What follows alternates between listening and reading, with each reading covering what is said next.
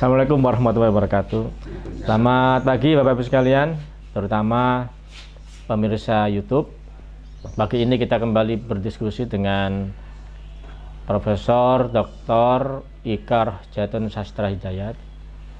Beliau adalah pembina Pusat Kajian Islam dan Sains Bima Sakti Malang dan juga sebagai guru besar di UB, ya, Universitas Brawijaya Malang. Ini menarik ini diskusi pagi ini karena saya sudah punya pertanyaannya yang saya simpan sejak beberapa waktu yang lalu. Ini terkait dengan kondisi internasional, Prof. Ika. Dimana ini kan yang terbaru adalah kembali terjadi ini penghinaan kepada Muhammad SAW. Ini bagaimana pendapat Prof. Ika ini terkait dengan kondisi geopolitik? Kira-kira itu yang pertama ingin saya tanyakan. Mungkin Pak Budi atau Pak Tamrin ingin bertanya. Terima kasih Pak Anton. Terkait dengan apa yang disampaikan Pak Anton tadi, di akhir-akhir ini perkembangan masyarakat, ya terutama di dunia barat, Bapak, bahwa mereka negara-negara maju ini kita kenal masyarakatnya berpendidikan, masyarakatnya rasional, dan ya sudah banyak kemajuan yang mereka capai. Tapi permasalahan tentang alkohol, narkotika, perzinaan, pelecehan itu masih saja berlangsung. Bahkan terakhir juga terulang. Ini membuat ya karikatur atau yang ingin tidak tahu apa itu kebebasan atau yang bagaimana, yang akhirnya ditanggapi oleh yang lain sebagai suatu bentuk pelecehan atau penghinaan. Ini bagaimana Prof untuk hal-hal yang seperti ini? Ini Pak ya. Ada ya? Enggak? Terima kasih atas waktu yang diberikan dan kesempatan. Saya mau bertanya sama Pak Ika, karena saya ini orang kampung ya. Saya lihat komoditas di kampung kan itu SDM-nya kadang kurang bagus. Jadi bagaimana menyikapi keadaan di zaman sekarang ini, apalagi ada berita soal penghinaan tentang Nabi. Ya, jadi emosionalnya itu meluap-luap. Jadi kita menyikapinya itu bagaimana kira-kira tentang politik ini? Terima kasih. Ya, ini kepada teman-teman Dr. Anton, Dr. Budi, Pak Tamrin yang memberikan pertanyaan kepada saya, yang ingin menggali tentang kondisi geopolitik pada dasarnya yang pada saat ini sedang banyak diperbicarakan orang. Saya diminta sebagai penanggung jawab Pusat Kajian Islam dan Sains, tentunya dari pandangan saintifik keilmuan dan dari pandangan keislaman, karena ada koneksitas dengan masalah risalah kenabian, kan begitu ya, yang sekarang jadi pembicarakan umat Islam, umat dunia ini tadi. Ini bagaimana sebetulnya supaya kita bisa menempatkan diri sesuai dengan secara proporsional, bukan emosional, ya, dan rasional. Sebagai seorang, khususnya ini akademisi, sebagai ulul albab, ini harus betul-betul tahu. Kalau ini tidak disikapi dengan benar, maka khawatir saya, khususnya kelompok kecil ini dan umat Islam pada umumnya, ini akan menjadi istilahnya komoditas politik.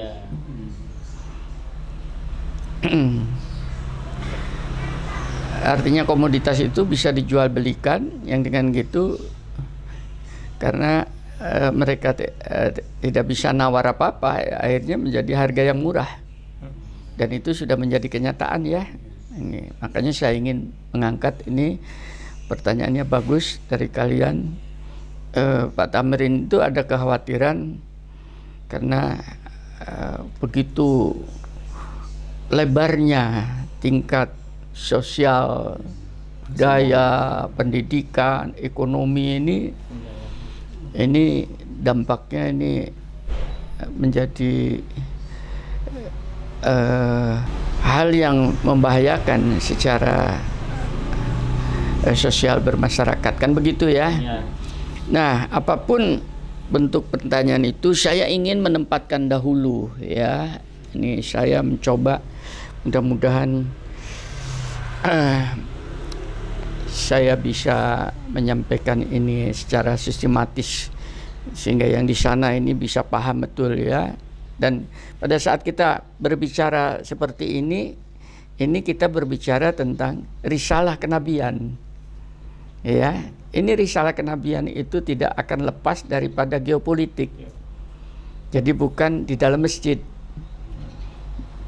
Masjidnya ini alam raya ini. Yang pertama, untuk khusus pertanyaan Mas Anton tentang kondisi itu, saya ingin membaginya sebetulnya dalam melihatnya kepada historis. Ya. Pada historis betul. Sejarah kenabian itu tidak akan lepas daripada 3 hal. Jadi siapapun nabinya yang membawa risalah kenabian, kebenaran firman ilahi untuk diadopsi oleh masyarakat itu tidak akan lepas daripada 3 hal. Ini tolong dianukan. Santai saja. Jangan ini mereka tegang ini. Santai saja. Ini apa namanya, akademisi yang berbicara, sehingga kita berbicara secara akademis ya. Tidak ada niatan apa-apa menyampaikan. Saya berbicara itu berbicara historis. Begitu bicara historis berarti situ akademik. Ya, karena ada faktanya, empiris. Tidak bisa lepas dari 3 hal sejarah kenabian itu. Yang pertama, selalu para nabi itu dihina dan diejek. Selalu itu. Jadi kalau misalnya ini sekarang teman-teman kita sepertinya itu membela Nabi, sekarang koyanya belum tentu. Mungkin pada saat Anda lahir zaman kenabian, siapa tahu Anda adalah salah seorang juga yang mengejek kenabian. Itu digarisbawain ya. Selalu diejek dan dihina seluruh para kenabian itu. Jadi tidak akan luput daripada itu.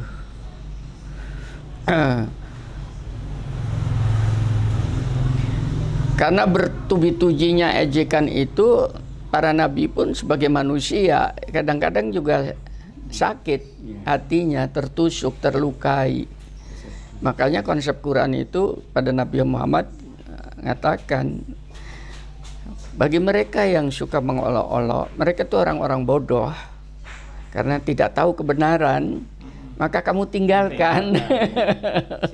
Jadi sampai kayak begitu. Jadi ayat itu turun, memang historinya seperti itu. Ya, tidak ada satu risalah kenabian yang nabinya tidak dihina. Ini Anton boleh melihatnya. Yang dihina itu ada 2. Pada risalahnya itu dihina. Yang kedua, pada pembawa risalah nabinya juga dihina. Pada risalahnya, ini kalau dalam riwayat itu Al-Maidah surat kelima ayat 57.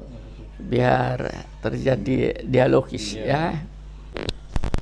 Wahai orang-orang yang beriman, janganlah kamu menjadikan pemimpinmu orang-orang yang membuat agamamu jadi bahan ejekan dan permainan, yaitu di antara orang-orang yang telah diberikan kitab sebelummu dan orang-orang kafir. Dan bertakwalah kepada Allah jika kamu termasuk orang-orang yang beriman. Surat Al-Maidah ayat ke-57, Pak. Ya. Dan apabila orang-orang kafir itu melihat engkau, mereka hanya memperlakukan engkau menjadi bahan ejekan. Mereka berkata, apakah ini orang yang penyela Tuhan-Tuhanmu? Padahal mereka orang yang ingkar mengingat Allah yang Maha Pengasih.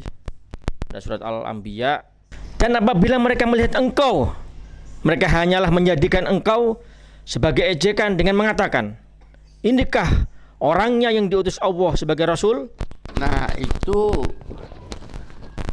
historis bahwasanya ejekan itu sudah sejak dari dahulu, ya, selalu linkit, selalu bersamaan dengan risalah kenabian, tidak akan bisa lepas. Itu semuanya seperti itu. Jadi Anda jangan heran kalau pada zaman Nabi saja diejek, ya, dan itu direct loh, langsung pada Rabi dan Rasul. pada subjeknya, yaitu nabinya, langsung didengar, ya.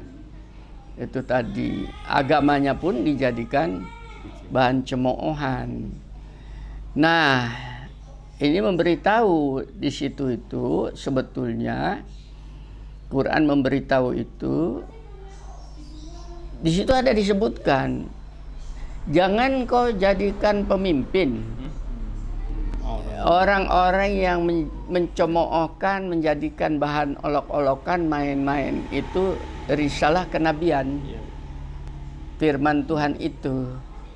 Ini juga untuk teman-teman. Jadi untuk di sini juga ada sifat leadership.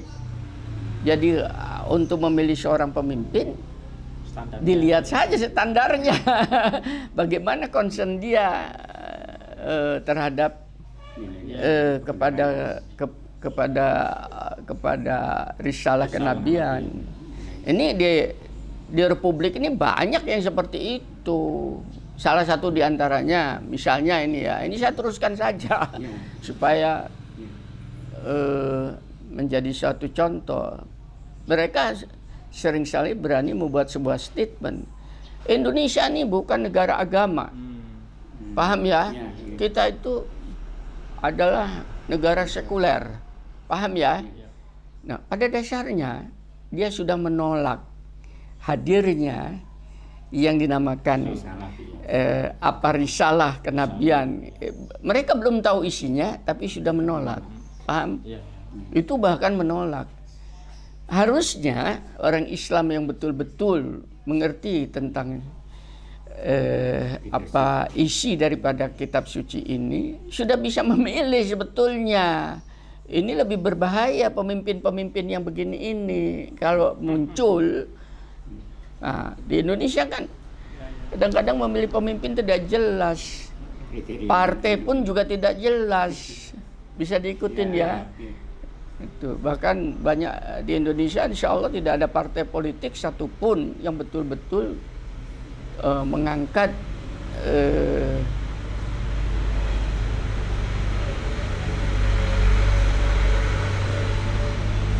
risalah kenabian atau konsepsi ilahi itu untuk memperbaiki masyarakatnya, tidak ada.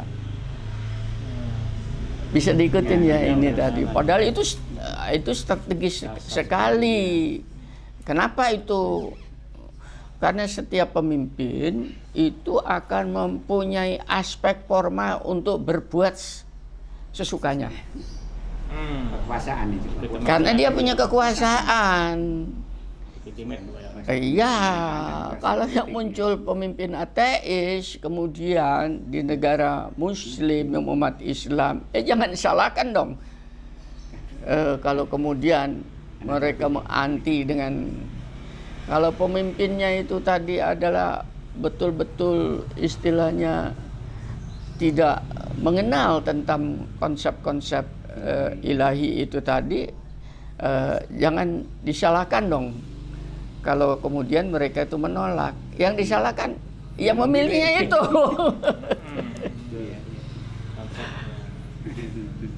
Karena mereka tidak punya standar. Bisa diikutin ya ini. Tuh. Dan insya Allah itu di Indonesia sudah terjadi seperti itu, memilih kepemimpinan tidak jelas. Ya, dari pusat sampai kepada daerah, atas dasar apa? Gitu. Itu dulu yang suka ngelok-ngelok, ngejek-ngejek itu tadi. Jadi ngejeknya itu direct loh ya. Standar tadi apa ya? Kenabian, iya. Ini semua tahu semua. Jangan kaget. Nah, saya ingin neruskan dulu. Kalau yang dicaci itu tentang konsep ilahi, paham ya? Yang diejek. Dan yang diejek itu kenabian, nabinya, paham ya? Sebetulnya umat Islam tidak perlu bingung. Kenapa? Kenapa? Karena Allahnya sendiri yang akan menjaga ini. Mereka hanya tinggal tunggu waktu. Makanya hati-hati orang yang suka menghina Nabi dan sebagainya. Jangan bingung. Allah sendiri yang akan. Ya, Allah sendiri, dan ini sudah terjadi di dalam riwayat sejarah kenabian Muhammad. Baca surat Al-Lahab itu. Surat 111 ayat 1 sampai dengan 5. Binasalah kedua tangan Abu Lahab dan benar-benar binasa dia. Tidaklah berguna baginya hartanya dan apa yang dia usahakan. Kelak dia akan masuk ke dalam api yang bergejolak, dan begitu pula istrinya, pembawa kayu bakar. Di lehernya ada tali dari serabut yang dipintal. Ayat yang dibaca Mas Anton ini menjadi bukti bahwa mereka yang mencaci risalah kenabian dan nabinya sendiri langsung yang mengkonternya ilahi. Dikutuk itu ayat kutukan itu. Ya, itu tidak menunggu waktu lama itu. Langsung di dunia ini. Di dunia itu sudah langsung, artinya terkunci yang bersangkutan itu. Makanya ini mereka yang belum mengerti tentang betul-betul apa itu al-Islam, khususnya umat Islam itu, jangan sok jadi pahlawan begitu ya, seakan-akan membela kepentingan kelompok tertentu, kemudian tidak Anda terbuang. Jangan, tidak seperti itu. Saya di dalam YouTube sudah saya ngangkat bagaimana mulianya ajaran keislaman ini. Jadi saya tidak mengungkapkan lagi. Sekarang masuk kepada geopolitik soalnya ya. Jadi mau tidak mau sedikit agak strict saya gitu loh ya, supaya jelas itu. Jadi langsung dikutuk oleh Allah. Ya, jadi jangan heran itu seperti itu. Nah, kenapa saya mengatakan begitu? Supaya Anda semua tidak jadi korban politik orang lain. Itu yang pertama ya. Sekarang yang kedua, ini secara risalah kenabian itu secara frontal, sistematik selalu diperangin. Itu sebuah kepastian. Diperangin secara langsung oleh kekuasaan itu sendiri. Iya, kenapa kayak demikian itu? Karena dianggapnya mengancam kekuasaan yang ada. Ya, perang. Contohnya Nabi Musa. Itu kan diperangin. Diusir, melarikan diri, habis itu diserang kan. Nah, itu. Itu satu contoh, Nabi Musa itu langsung diperangin oleh kekuasaan karena dikiranya akan mengancam kekuasaannya itu gengsinya itu, rasa ketakutannya itu. Ini kepada pemimpin-pemimpin dunia yang khususnya di Indonesia juga sama kayak begitu. Jangan membuat statement-statement yang Anda sendiri pada dasar tidak ngerti itu, ya, ketakutan. Tidak ada, konsep Islam itu tidak akan membunuh orang, meminggirkan kekuasaan, tidak ada, ya. Itu akan mengambil hartanya Anda, tidak ada. Itu Daud, itu perang dengan Jalut, itu kan kenabian, ya. Musa tadi lawan Fir'aun, Nabi Muhammad itu perang sampai hampir 27 kali membawa risalah. Jadi hampir 13 itu perangnya di Medina, 10 tahun di Medina itu perang hampir 27 kali, diikuti Nabi sekitar 19 kali. Kalau dibagi itu hampir tiap tahun perang 2-3 kali. Anda bisa bayangkan itu. Dan perangnya itu perang daripada keyakinan terhadap kebenaran yang kemudian mau dieliminir oleh keyakinan terhadap kedoliman penguasa. Pasti mereka yang menyerang, kan begitu ya. Itu tadi. Tapi hampir semuanya peperangan itu akhirnya dimenangkan oleh risalah kenabian. Musa dibenamkan, Fir'aunnya, Daud, Jalutnya mati, Muhammad akhirnya seluruh kaum Quraisy itu hilang, ya, itu tadi. Tapi dikuasain oleh konsepsi ketuhanan. Ini Anda bisa melihat, maka harus sabar, paham ya? Karena ini pertempuran tidak terpancing itu.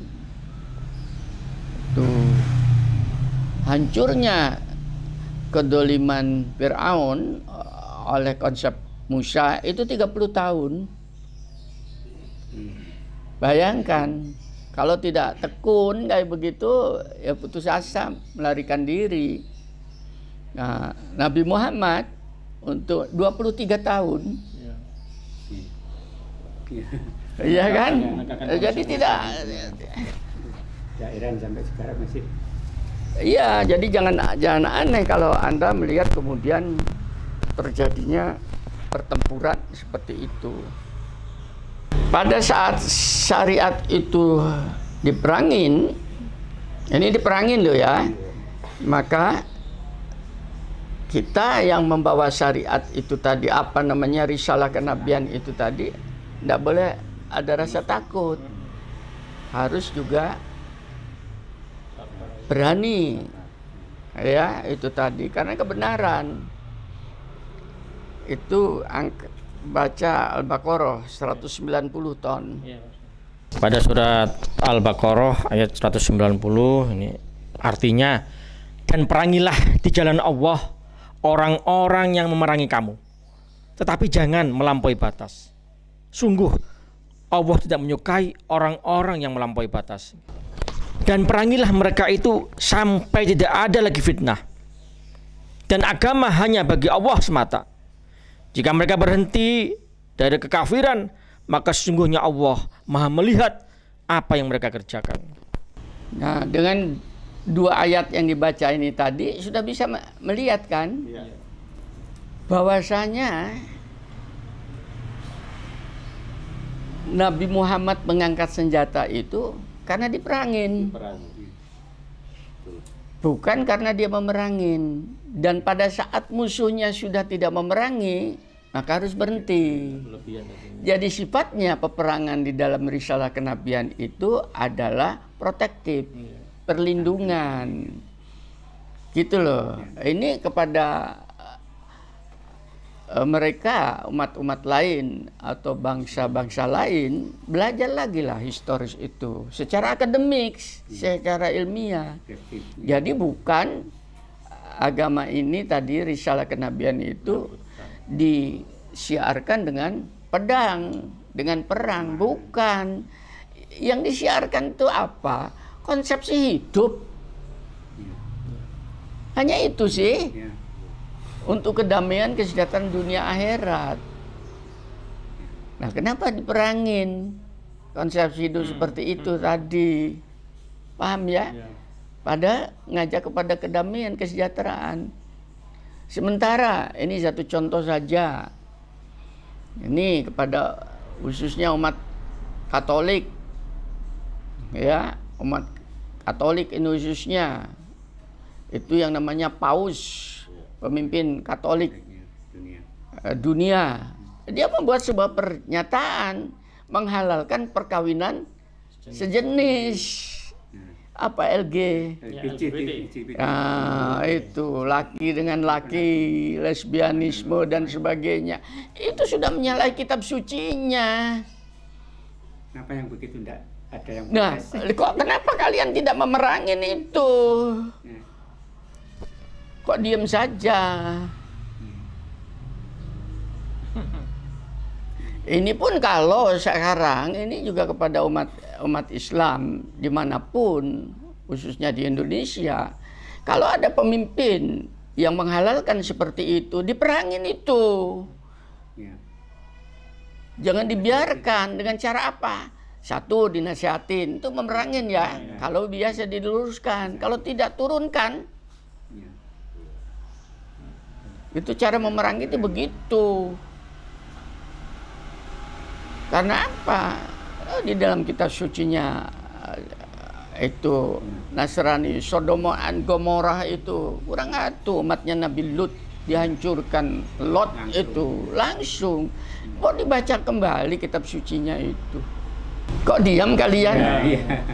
Yang terjadi seperti itu. Baru dengar ini, baru dengar saya. Konsep itu Baru apa tercerahkan maksudnya.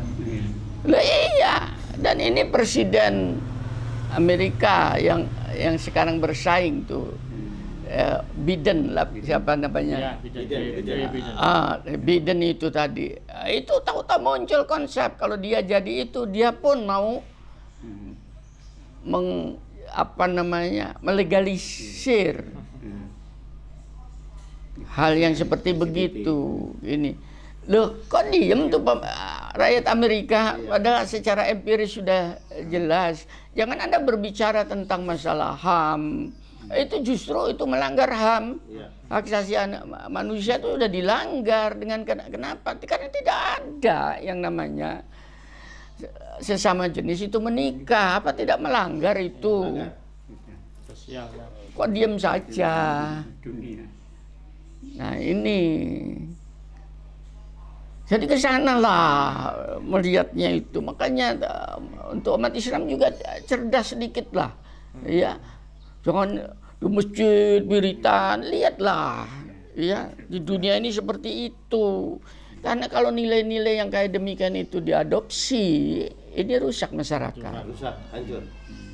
Itu kan sama dengan pertanyaannya Pak Budi tadi, kenapa di Barat itu alkoholisme dilegalisir, ya, prostitusi dan sebagainya, ya itu tadi, itu dianggapnya hak asasi, iya hak asasi, padahal itu yang menyebabkan munculnya ketidakharmonis rumah tangga, hancurnya sistem sosial, kan begitu. Ya saya tahu pada narkoba dan sebagainya itu ada larangan ya tadi. Tapi kalau masyarakatnya itu tadi betul-betul memahamin tentang value itu tadi, tanpa undang-undang itu saja sebetulnya tidak akan jalan. Sebagaimana misalnya masyarakat Muslim, di negara-negara Muslim, alkohol dan yang dilarang itu tidak akan dibeli oleh umat. Iya, itu karena dijiwain. Bisa diikutin ya. 2 ton. Yaitu dilecehkan, diperangi. Yang ketiga pembunuhan. Dibunuh.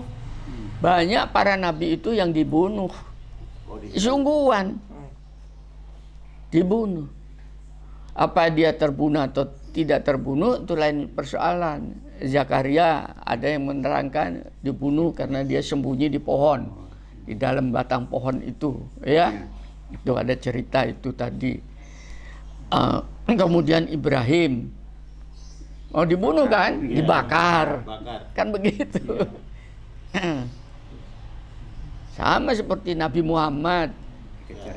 Bukan dikejar-kejar, mau dibunuh, mau ditombak. Ditombak, dan kemudian ahli yang menggantikannya sebelum terjadinya hijrah, kan begitu ya. Itu sudah menjadi sebuah kepastian itu. Jadi jangan kaget. Karena apa? Perjuangan, waduh, karena tempatnya di depan Tuhan tuh paling tinggi ya. Makanya ini kepada siapapun yang ingin belajar tentang kebenaran, coba lihat. Tidak gampang Anda. Apakah kalian akan masuk surga sebelum terlihat siapa di antara kalian yang betul-betul berjuang? Dilecehkan dia tahan, tidak mudah emosi, ya. Yang kedua ngomongin diperangi, kalian tidak mudah menyerah gitu. Dibunuh pun kalian tidak takut mati. Dan banyak juga di antara nabi itu yang juga mati, terbunuh. Ya.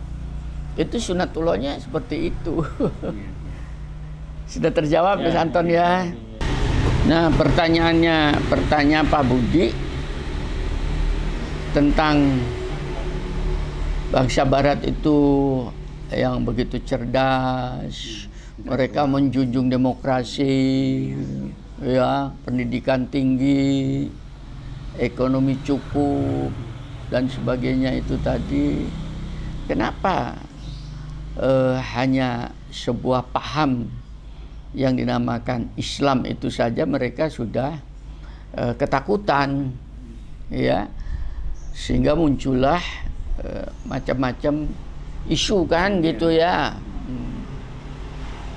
Dulu pernah saya katakan bukan masalah traumatis historis, tapi ada juga sebuah pemahaman yang untuk saya itu sebuah kepastian historis ke depan. Ini mereka sudah bisa melihat. Satu, perkembangan umat Islam khususnya di Eropa itu pesat. Kenapa pesat? Satu, melalui migrasi. Dari negara-negara, khususnya dari negara bekas jajahannya mereka. Kalau Belanda kan dari Indonesia. Nah, kalau Perancis itu Aljazair dari negara-negara khususnya Afrika dan sebagainya itu ya, negara-negara itu. Itu pasti orang Islam sih. Lah mereka nenek moyangnya banyak yang ke sana kemudian punya anak keturunan, begitu keturunan kan sudah jadi warga negara tetap. Dan tidak bisa. Dan hebatnya di dalam agama Islam itu mayoritas 99,9% umat Islam itu jarang, boleh katakan nihil untuk berpindah agama. Sekalipun dia tidak sholat, paham ya? Itu ketahanannya kuat. Umat Islam loh ya. Bisa diikutin. Ya, sampai segitunya. Loh, iya, Anda belajar seperti itu. Coba lihat. Bukti empirisnya gampang. Belanda itu menjajah Indonesia 350 tahun. Dan masuk itu dengan misi dan sinding. Ya, misionaris. Paham ya? Sekarang berapa persen yang betul-betul berpindah pada agama, pada kantong-kantong umat Islam? Jawa Barat kecil, Jawa Timur, mungkin Jawa Tengah dimasukin. Ini memasukin mereka menggunakan sistem beji. Tahu sistem beji? Jadi kantong-kantong umat Islam tuh dipotong di tengah. Misionarisnya di sana. Jawa Tengah. Jawa Barat dipotong dengan Jawa Timur di Jawa Tengah. Makanya jangan kaget kalau kemudian sekarang ini Pak Ika ngomong tentang historis loh ya. Saya tidak ada kebencian, tapi historis. Ya, misalnya sekarang misionaris di Jawa Tengah apa? Salatiga. Kan jadi pusat. Salatiga, Semarang. Nah, di Jogja di situ ada keraton. Keratonannya itu bukan karena rajanya itu termasuk punya jabatan Panotogomo, penata agama. Jadi tidak bisa itu, dia mesti Muslim. Saling baku blokin. Iya, sudah terblokir begitu, paham ya? Jadi Anda melihat perkembangan situasi perpolitikan seperti itu. Wah, di situ. Jadi jangan kaget yang kemudian yang kena banyak Solo. Kenapa? Karena sempalan dari Jogja. Dinaikkan pejabat-pejabatnya oleh penjabat itu. Dan dampaknya sampai sekarang kan. Nah, itu. Paham-pahamnya itu. Nah, kemudian sekarang lari ke Sulawesi dipotong. Sulawesi Utara. Karena apa?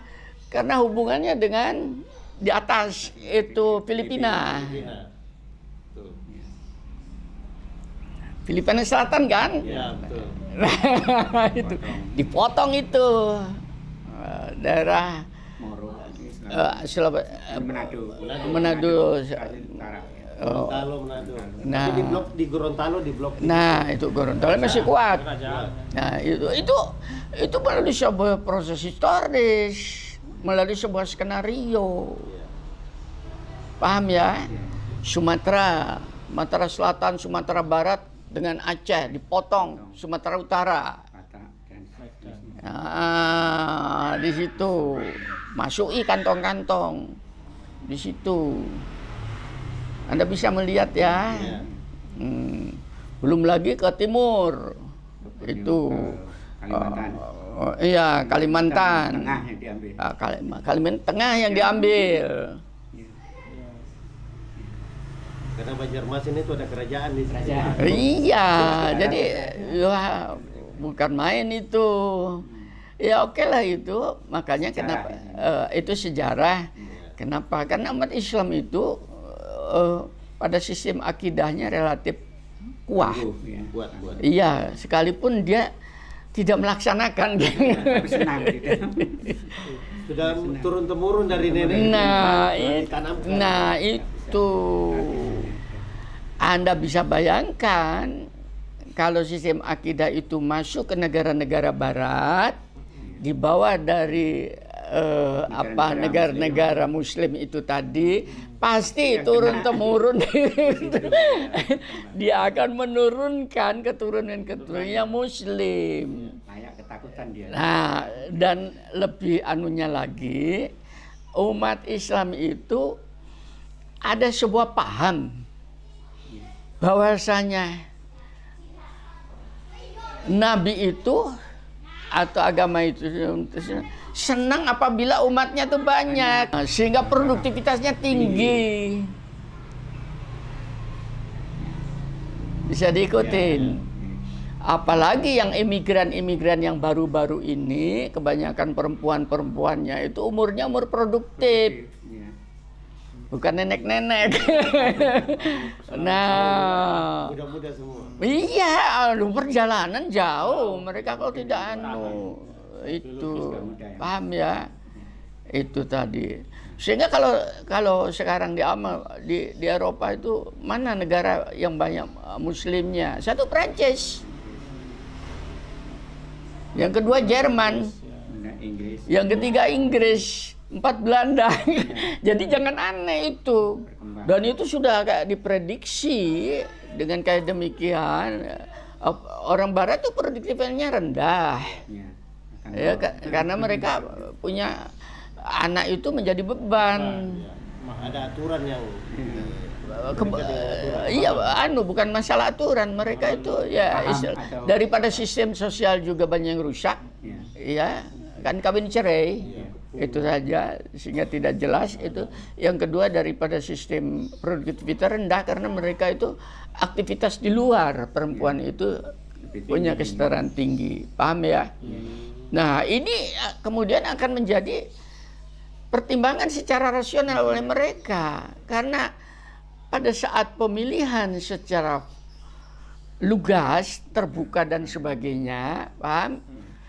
Nah, kata-kata tadi kalau digunakan, jangan engkau memilih pemimpin yang menghina agamamu jadi bahan ejekan. Itu dijadikan sebuah senjata, habis. Politis, nyata politis. Itu akan habis. Sehingga tidak aneh nanti pada suatu waktu itu Eropa itu ya walaupun itu sebuah proses, tapi itu sunatullahnya seperti itu. Hanya tinggal tunggu waktu saja. Karena up and down daripada sebuah rejim, sebuah kekuasaan atau sebuah itu hanya siklus kebiasaan di dalam alam. Paham ya? Nah, itu tadi. Nah, ini yang menyebabkan tadi pertanyaan Pak Budi, kenapa sepertinya membabi buta? Mereka tidak bisa menghambat seperti itu. Mereka kalang kabut. Mencari cara. Ya, bagaimana untuk mengerem itu? Nah, nanti caranya, jawabannya pertanyaan Pak Tamrin. Ya, itu tadi. Paham ya? Populasi meningkat terus. Di Amerika juga sama. Itulah. Bisa diikutin. Ini tadi. Nah, teori populasi inilah yang digunakan oleh Cina. Nah, ganti generasi nanti. iya, ini Anda lihat hebatnya Cina. Saya bukan apa-apa, hebatnya dia di dalam mengcover dunia dengan menggunakan populasi ras Cinanya ini. Ini saya tidak berbicara kebencian ya, saya berbicara fakta. Gitu. Ya. Cina itu satu produktivitasnya paling tinggi, terus kan ya? Jadi itu teori-teori populasi itu digunakan penyebaran. Nah, mereka di dalam negerinya itu di mana kepadatannya itu sudah akan meledak, dikhawatirkan, maka mereka ekspor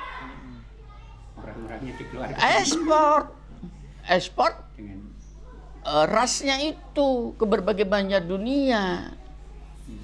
Ya, ke seluruh dunia. Dan yang diambil oleh mereka ini supaya tahu saja, yang diekspor itu ada selain rasnya yang diambil, satu ekonomi. Karena itu menjadi sumber jatuh bangunnya sebuah negara. Perekonomian kan? Pak Harto jatuh kan bukan oleh militer. Oleh ekonomi. Nah, ini yang dijadikan trigger alat oleh Lee Kuan Yew, Perdana Menteri Singapura pada saat Habibie naik. Paham ya? Kenapa? Karena ketakutan. Habibie ketua HMI. Dikiranya mungkin dengan naiknya itu khawatir dengan meledaknya ke Islam, umat Islam itu menjadi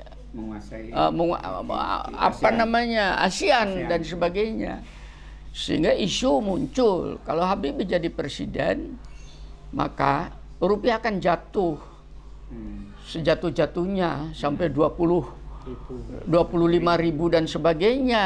Prediksinya Paham ya? Oh, itu prediksinya Lee Kuan Yew. Iya. Ngerti nggak? Iya. Dan resesi itu kan hancur habis-habisan. Kata-kata itu, kata-kata politik. Paham ya? Iya. Untuk mengkanter munculnya kelompok-kelompok Islam yang pada saat itu tokohnya Habibie. Paham ya? Nah, Habibie sebagai seorang intelektual tidak emosi, dibalik gitu. Tantangan. Ini saya nggak ngomong begini itu karena Pak Habibie sendiri ngomong gitu loh. Jadi untuk Pak Habibie jadi tantangan sehingga dia kumpulkan itu ahli-ahli ekonomi. Saya belajar apa itu ekonomi makro, ekonomi mikro. 2 bulan saya sudah bisa lihat solusinya. 2 bulan saya pelajarin, saya kumpulkan itu apa nih? Tentang teori-teori ekonomi internasional dan sebagainya. Tahu solusi, langsung saya ambil tindakan sebagai seorang presiden. Saya punya kekuasaan, tak turunkan ini, akhirnya turun sampai dengan 8 sampai 6 ribu. 6.000. Pada Pak Habibie itu akan saya turuskan menjadi 1.000, disetop oleh ekonomi, oleh ekonom. Kan terjadi dampak yang lebih parah lagi. Paham ya? Bisa saya? Apa sulitnya? Artinya dengan demikian, pada saat kita pertempuran geopolitik kayak demikian itu, umat Islam itu harus cerdas. Bukan emosional. Ngerti nggak? Inilah saya ngajak teman-teman itu belajar ke Islam, itu belajar kecerdasan. Kita ini sedang berpacu dalam sosial politik dunia. Kalau ini tidak dikuasai untuk Anton, Pak Budi, Pak Tamrin, ini ya pasti. Dan yang ini, kalian akan jadi korban. Ya termasuk saudara-saudara kita yang di Jakarta. Yang demo-demo terus itu. Korban politik semua itu. Merusak lagi. Iya, korban politik semua. Ini berlepas diri daripada boleh dan tidak. Itu daripada sistem nilai ya tadi geopolitik. Kenapa terjadi kayak begitu? Karena mereka punya paham sekularisme itu tadi. Mereka orang Barat itu punya mimpi buruk. Di mana dulu gereja itu menguasai kekuasaan sehingga kebebasan itu terbelenggu. Paham ya? Ya, kebebasan macam-macam itu tadi. Ya, karena harus selalu menggunakan sistem gereja. Tidak ada kemajuan. Nah, dikiranya Islam itu seperti itu. Nah, ini tentang geopolitik. Saya beritahu, ajaran Islam, ini kehebatannya di sini ya. Ajaran di dalam Islam itu pada dasarnya tidak ada yang namanya aliran. Saya beritahu, saya pelajarin itu satu persatu. Tidak ada anak. Kalau aliran kan akhirnya sempalan kemudian menjadi ajaran baru ya. Tidak ada di dalam Islam. Sungguhan.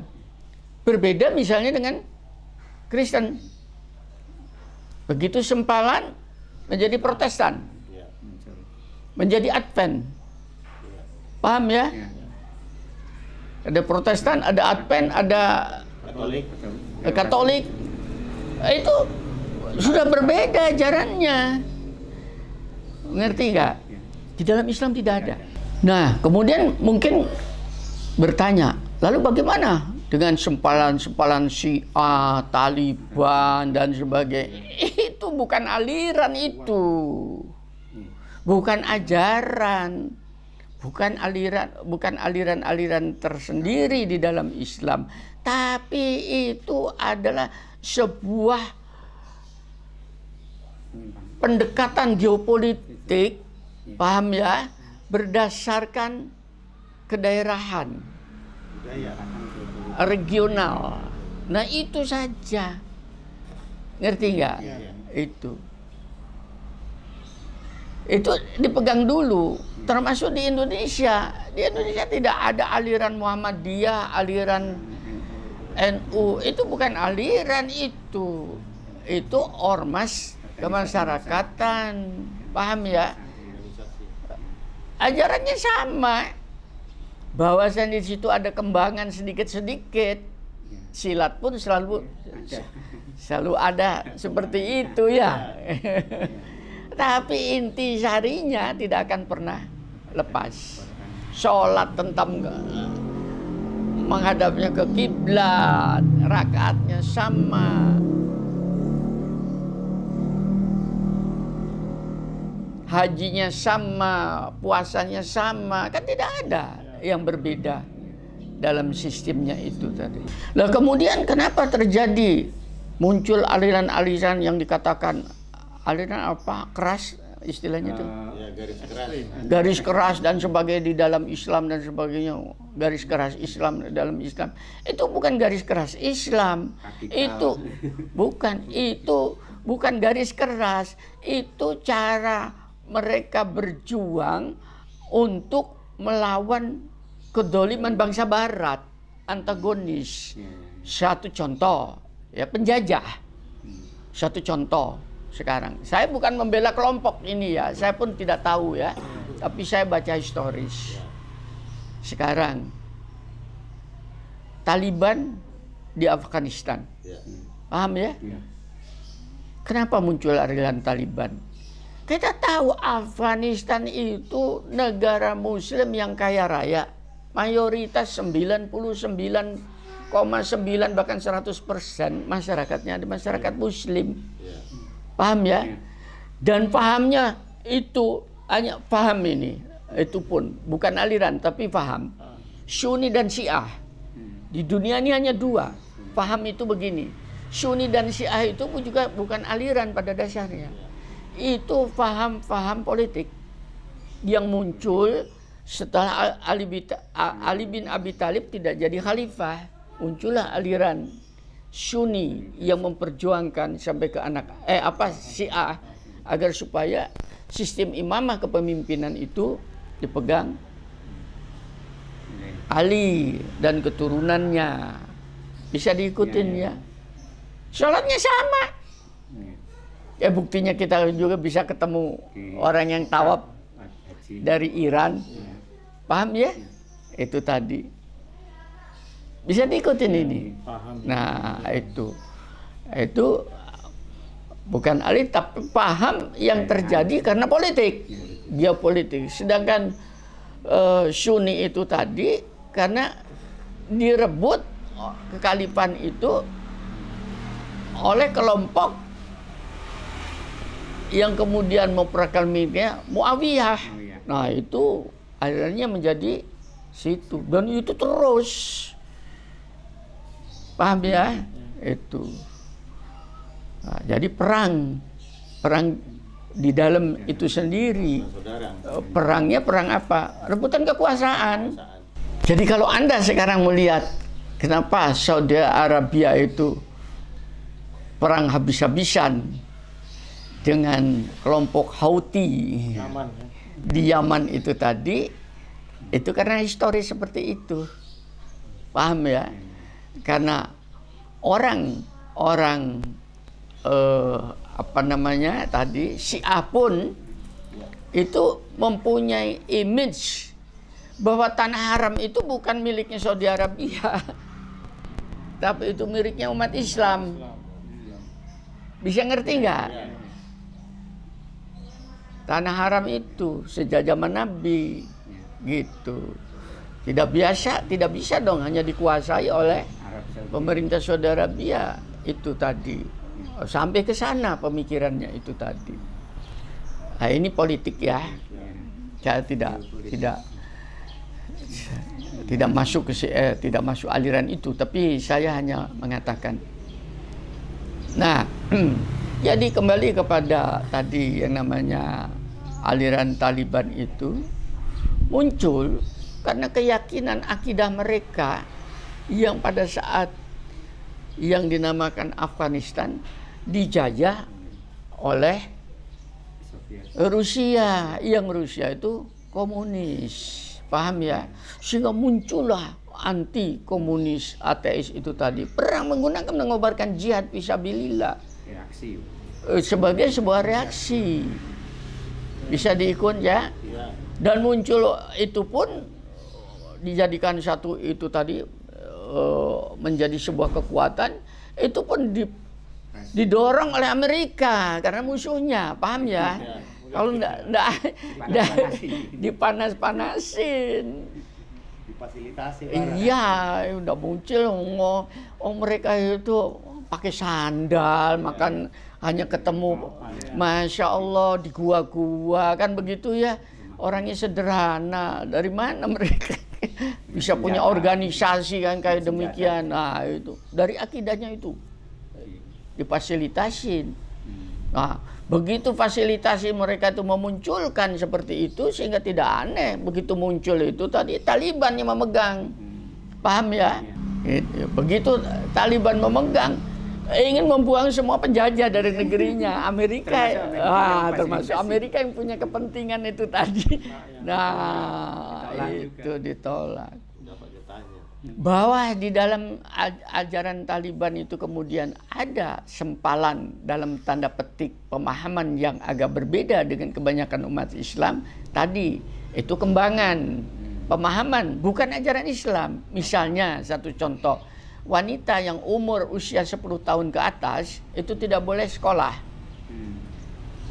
Itu bukan ajaran Islam, tapi itu hanya pemahaman-pemahaman dari pemimpin-pemimpin mereka yang punya pendekatan politik lain. Tuh, sampai kepada Al-Qaeda, ISIS yang terakhir itu. ISIS itu kan muncul karena apa?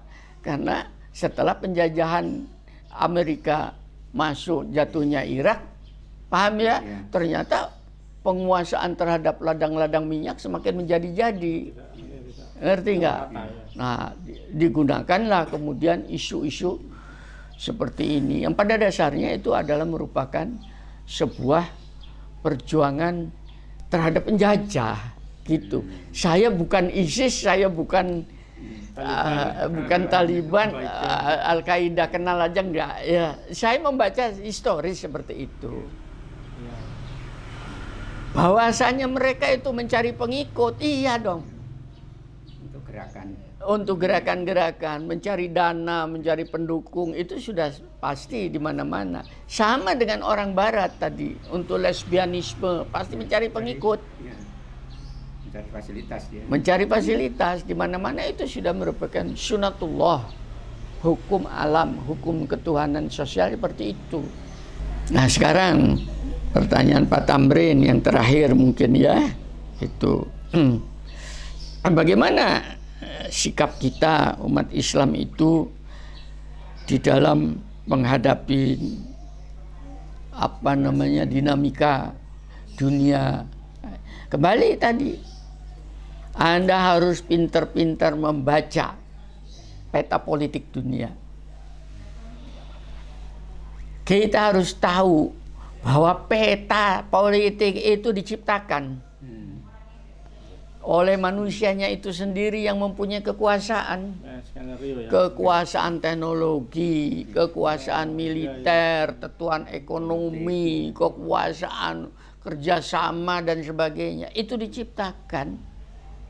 Itu geopolitik. Tergantung mereka. Nah, di dalam hal yang demikian ini, umat Islam itu lemah. Karena tidak ada sekarang itu yang betul-betul negara yang mengatakan, saya negara Islam yang memperjuangkan tentang value Islam. Tidak ada di dunia ini. Tidak ada. Sekarang. Apalagi partai di Indonesia. Saudi Arabia, bukan. Saudi Arabia itu bukan memperjuangkan itu hanya sebagai bagian daripada ritual. Ngerti enggak? Ya. Karena negaranya itu juga pada dasarnya negara kapitalis. Karena dia bekerja dengan kapitalis, jual minyak. Yang dikuasai oleh beberapa gelintir raja-rajanya itu, pangeran-pangerannya. Paham ya? Rakyatnya tetap miskin. Apalagi Oman, Qatar, Kuwait. Itu hanya mengerus saja. Apa ada di antara mereka itu yang betul-betul menjadi negara Arab? Iya. Bisa diikutin ini ya, itu tadi negara Arab, iya. Tidak ada. Itu. Sehingga dengan demikian, karena tidak ada yang demikian, maka isu-isu yang dihembuskan oleh orang Barat untuk mengkanter tumbuhnya perkembangan value-value Islam di dalam masyarakat itu tadi, ya mereka caplok saja, mereka makan. Karena apa? Yang mempunyai peta adalah orang Barat, kaum penjajah. Makanya muncul Islam sempalan, Islam garis keras, macam-macam itu. Itu karena dianggap mengancam kepentingan mereka. Sekarang pertanyaan, tapi kan ada di antara mereka seperti kasus kemarin yang memenggal guru yang karikatur Nabi Muhammad. Guru itu tadi kemudian dipenggal oleh orang Muslim yang sekarang jadi rame, kan begitu, antara presiden yang membela dengan presiden Erdogan dari Turki yang mengutuk. Paham ya? Itu kan rame itu. Itu bagaimana? Saya beritahu. Ini. Umat Islam ini pada dasarnya satu. Mereka tidak punya keberanian untuk membunuh orang.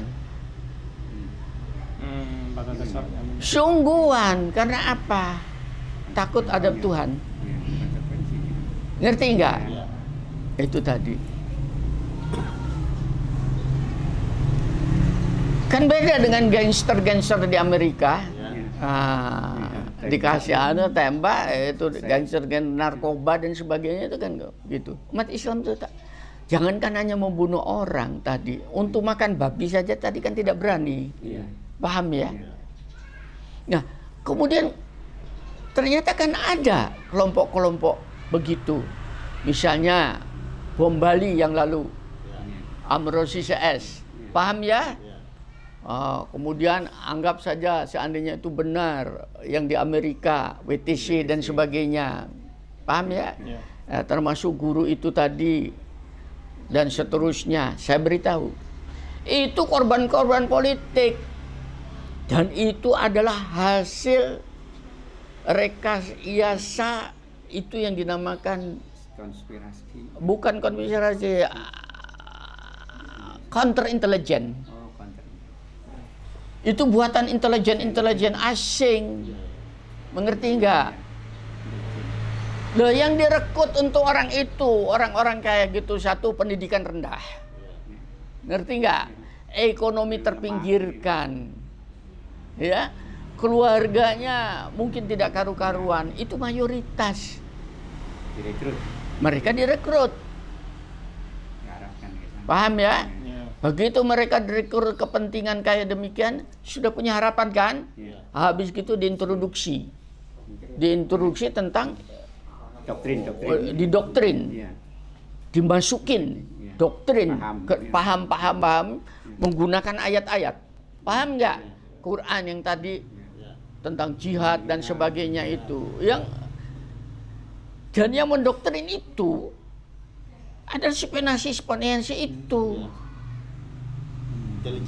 Intelijen itu tadi, karena mereka sudah mempunyai metode sistem untuk melakukan indoktrinasi seseorang itu. Mereka coba itu ilmu sendiri dengan pencucian otak itu tadi. Bisa diikutin ya. Itu. Berangkatlah dia Nah, untuk mereka terbunuhnya seorang guru Barat itu tidak ada artinya. Ngerti nggak? Katakan hancurnya WTC tidak ada artinya. Ngerti nggak?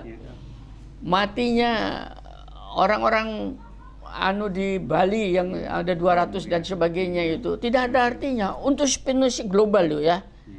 Karena kepentingan yang globalnya begitu luas untuk mereka. Bisa diikuti ini tadi. Makanya hati-hati. Saya ngomong kayak demikian itu kenapa? Karena di Indonesia pernah kejadian kampus-kampus jadikan sasaran. Ngerti nggak? Pondok-pondok pesantren dijadikan sasaran. Masjid-masjid dijadikan sasaran untuk rekrutmen yang dikatakan dalam tanda petik kaum mujahid. Nah, tapi pada dasarnya untuk kepentingan mereka. Ngerti nggak? Global apa ya? Global, jauh. Sehingga begitu itu muncul langsung. Satu contoh saja. Sekarang munculnya kebencian terhadap umat Islam di Amerika karena WTC. Ngerti nggak? Ya, paham. Nah, kemudian sekarang di Perancis. Masyarakat Perancis akan benci dengan umat Islam. Ya. Ngerti nggak? Ya. Sehingga bisa saja mungkin nanti undang-undang Nolak imigran. bukan hanya menolak imigran, yang Muslim keluar daripada negara itu. Exodus. Seperti terjadi pada Nabi Musa. Ya. Paham ya? Dan bisa saja terjadi pada zaman Hitler. Yahudi keluar. Paham nggak? Buat dilihat seperti itu. Gara-gara penghina agama saja Memang dampaknya. skenario ya. Skenario-nya ke sana. Iya, Anda kan sudah terjadi di dalam zaman ini kemarin Myanmar. Ya. Rohingya. Yang kan mengusir Rohingya itu dianggap itu. Iya, jutaan orang terjadi eksodus keluar. Kalau di Amerika sudah terbukti apa? Yang terbukti kulit merah habis. Betul. Indian habis.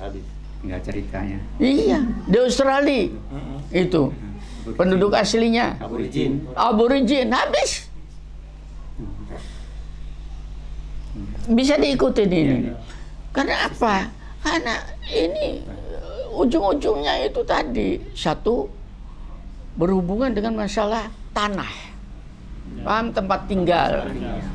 Yang kedua dengan masalah ekonomi, sumber daya alam dan sebagainya, larinya ke sana. Tujuan utamanya ke sana. Jadi tidak ada sebetulnya pada dasarnya hubungannya dengan keagamaan. Tidak ada. Ini bukan perang agama. Bukan masalah Islam non-Islam, tapi ini masalah kepentingan penjajah. Paham ya? Teknologi canggih. Penjajah modern ini. Iya, caranya kayak begini. Karena mereka sudah membuktikan negara-negara kaya dulu kan dicaplok semua. Ya.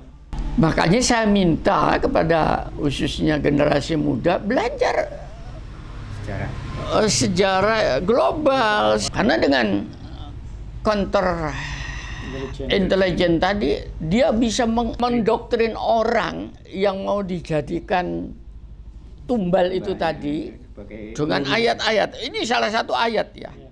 Ayat yang bisa mereka